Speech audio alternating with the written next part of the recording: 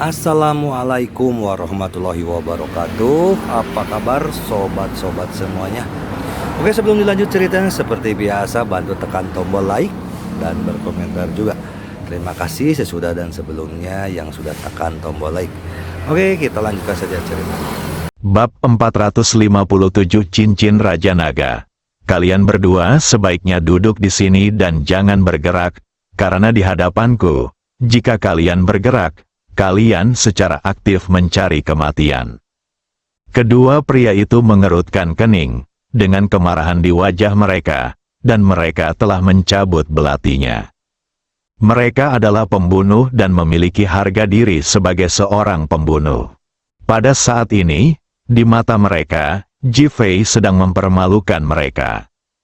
Namun, Quan Zhenji, yang berada di peringkat ke-15 dalam daftar pembunuh, telah dibunuh oleh saya yang terbangun setelah terluka parah.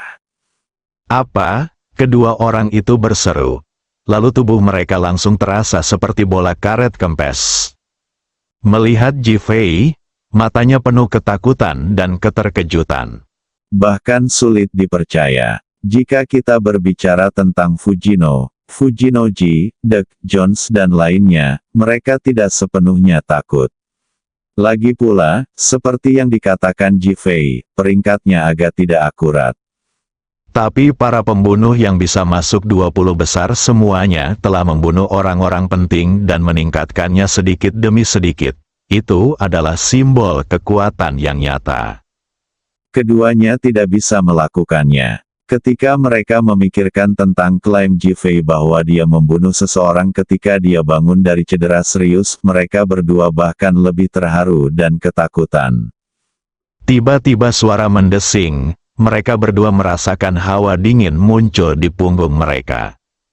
Karena, suhu di dalam ruangan tiba-tiba turun beberapa derajat, dan bahkan lebih dipenuhi aura pembunuh. Keduanya adalah pembunuh, penuh dengan niat membunuh, tetapi di depan niat membunuh Liu Fei, mereka tiba-tiba merasa bahwa niat membunuh mereka adalah permainan anak-anak, dan mereka hanya menghina. Lebih penting lagi, mereka tampak seperti perahu kecil di air es, yang dapat ditutupi dan ditelan air es kapan saja. Keduanya berusaha keras untuk mengatasinya, namun tidak bisa. Dan sepertinya mereka terbungkus semakin erat. Kamu? Siapa kamu? Moling tidak tahan dulu dan bertanya dengan suara gemetar. Ingin tahu siapa aku? Ji Fei perlahan mengambil tangan yang diletakkan di bawah meja. Ada cincin hijau di jari manis tangan kirinya. Sepertinya terbuat dari batu giok, tapi tidak terlihat seperti batu giok naga merah terukir di atasnya. Seperti naga raksasa yang membubung di langit. Merah yang mempesona, kengerian warna merah. Mata Moling yang ketakutan melebar saat dia menatap Ji Fei dan menutup mulutnya. Wulong dengan enggan berdiri, menatap cincin di tangan Liu Fei, dan bertanya dengan suara gemetar, apakah ini cincin Raja Naga yang legendaris? Saya tidak percaya.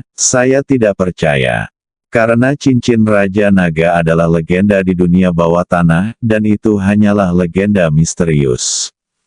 5 tahun lalu, seorang pemuda tiba-tiba muncul di dunia bawah tanah.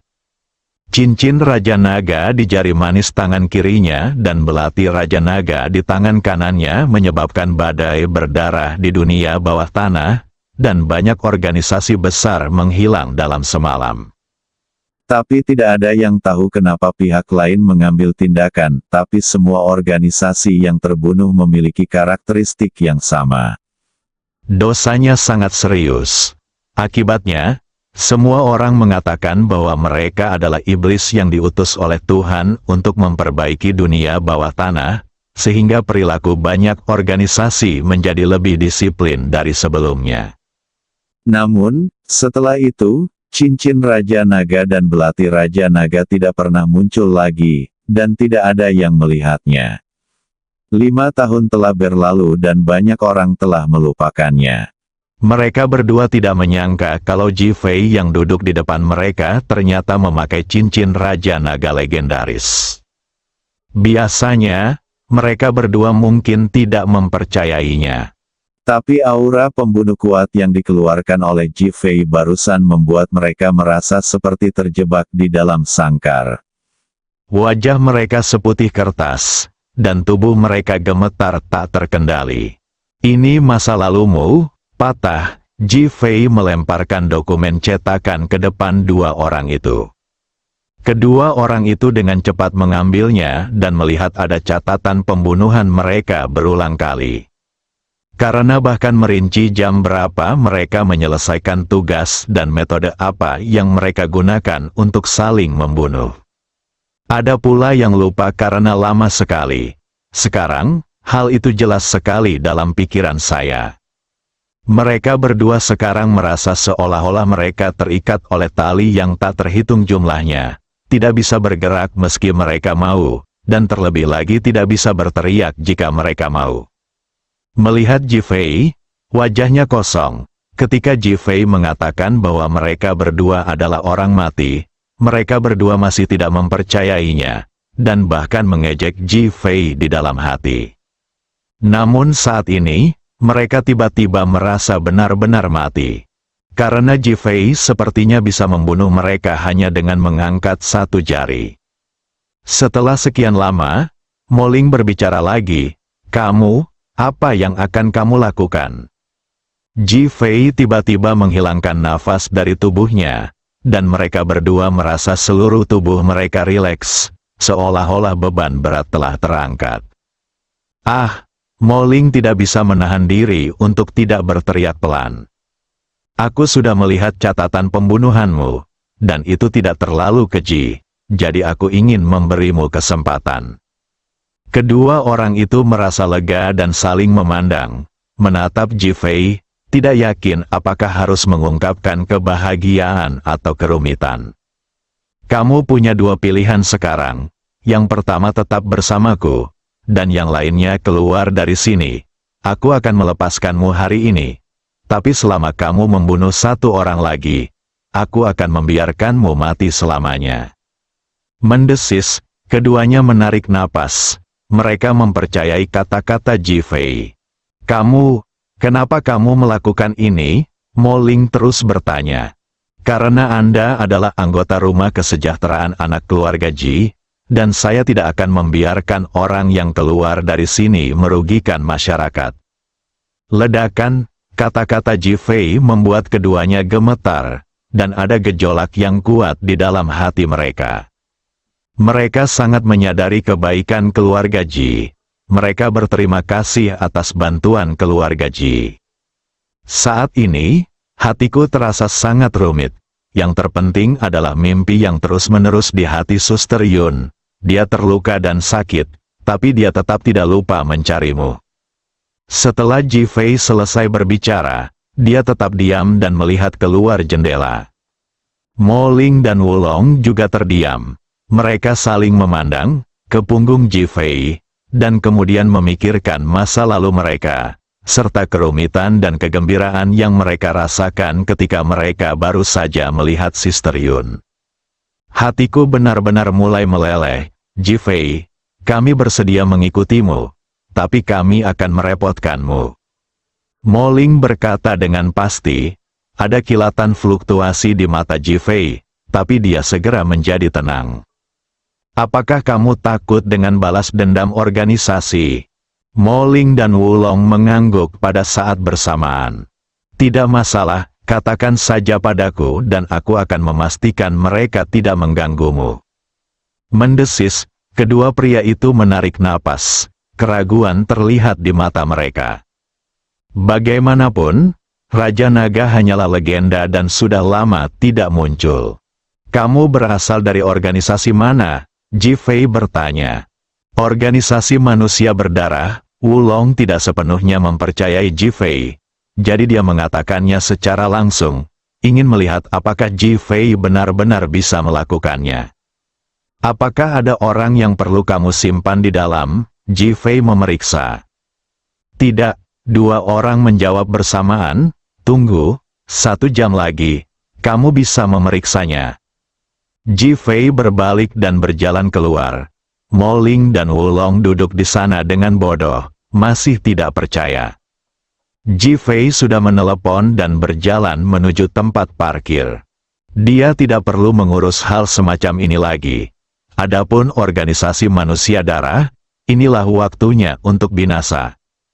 Bab 458 hantu yang masih ada. Ji Fei datang ke mobil dan mengerutkan kening lagi. "Apakah kamu masih berhantu?" berkata dalam kegelapan. Belati dengan cahaya dingin menusuk bagian belakang jantung Ji Fei lagi. Bergerak cepat, tindakannya kejam. Dia hanya ingin membunuh Ji Fei dengan pisau. Wajah Ji Fei dingin. Dia tiba-tiba berbalik, lalu bergegas menuju belati itu secepat kilat. Kali ini, Oda Miki menikam Ji Fei dengan belati di tangannya tanpa ragu. Ji Fei tiba-tiba membungkuk, dan ketika dia berdiri tegak lagi, Oda Miki sudah digendong olehnya dan berjalan menuju taman rumah sakit Boai. Sekarang, di sini gelap, tidak ada orang di dalam, dan sunyi. Ji Fei masuk dan langsung melemparkan Oda Miki ke tanah. "Katakan padaku, apakah kamu ingin dibunuh secara langsung, atau kamu ingin memperkosa dulu lalu membunuh?" Ji Fei ingin mengintimidasi dia sama seperti dia mengintimidasi Wulong dan Moling. Pikiran Oda Miki menjadi kosong sesaat. Dia tidak menyangka Ji Fei akan mengatakan hal-hal seperti memperkosa dulu lalu membunuh. Namun, dia segera menjadi marah. "Ayo, perkosa aku dulu lalu bunuh aku." Berteriak tanpa rasa takut, "Kalian wanita kerajaan yang sangat jahat." Ji Fei tidak menyangka akan mulai berteriak bersamanya. Semakin dia memikirkannya, dia menjadi semakin marah. Suaranya keras, pukul dengan keras. Namun, yang tidak mereka duga adalah Oda Miki langsung melompat ke pelukannya dan terlihat menikmatinya. "Ji Fei, ada banyak sekali alpaka yang berlari di hati saya. Mungkinkah ini benar seperti yang dikatakan istriku, bahwa dia jatuh cinta padaku?" Sakit, ini benar-benar wanita yang sakit. Ji Fei segera melepaskan idenya dan mendorong Oda Miki menjauh. "Aku memperingatkanmu, jika kamu tidak membantu menemukan istriku hari ini, aku akan memintamu membuat film sekarang." Wajah cantik Oda Miki berubah beberapa kali. Dia awalnya berpikir bahwa Ji Fei akan berubah sedikit jika dia melakukan apa yang dia lakukan sekarang, tapi pada akhirnya, "Bunuh aku. Jika kamu laki-laki, bunuh aku." "Perkosa kamu dulu baru bunuh kamu." Dia juga sangat marah karena pengabaian dan penghinaan Ji Fei. Wanita bau. Baru sekarang Ji Fei melihat dengan jelas bahwa dia sebenarnya mengenakan rok pendek hitam, stoking hitam, dan sepatu hak tinggi, yang sama sekali bukan pakaian siang hari. Bukankah ini penampilan gadis jalanan yang meminta seks dari seorang pria? Mungkinkah? Wanita sialan, Ji Fei semakin marah. "Letakkan tanganmu langsung di tubuh Oda Miki. Ayo, aku tidak akan menolak. Coba aku lihat apakah kamu laki-laki." Oda Miki berkata tanpa rasa takut, "Kamu mesum." Ji Fei mengumpat dengan marah dan melepas salah satu stokingnya. "Haha." Oda Miki semakin tidak takut lagi. "Ayo, lumayan juga membiarkanku merasakan langsung pertarungan lapangan untuk pertama kalinya. Aku senang. Aku..." Wuho. Sebelum dia bisa menyelesaikan kata-katanya, mulutnya sudah tertutup stoking. Mata Phoenix Oda Miki selebar mata sapi, dan hatinya dipenuhi kebencian yang luar biasa. Ji Fei mengabaikannya sama sekali.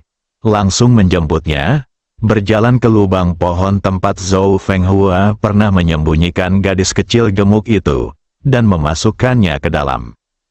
"Beri aku malam yang baik untuk merenung.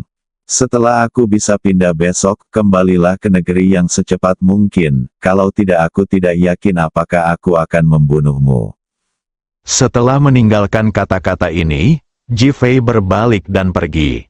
Oda Miki sangat marah hingga dia ingin melawan tetapi tidak bisa bergerak. Air mata mengalir karena malu dan marah. Dia ditinggalkan di kebun selama 2 jam hari ini, ketakutan dan ketakutan. Jika orang jahat atau binatang buas datang pada saat itu, dia pasti sudah mati. Setelah bisa bergerak, reaksi pertamanya adalah membunuh Ji-Fei.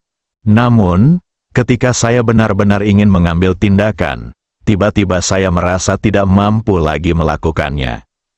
Itu sebabnya dia mengenakan rok pendek hitam, stoking hitam, dan stiletto hitam untuk mengejutkan Ji-Fei, tapi dia tidak menyangka akan dipukul dan dimarahi oleh Ji-Fei.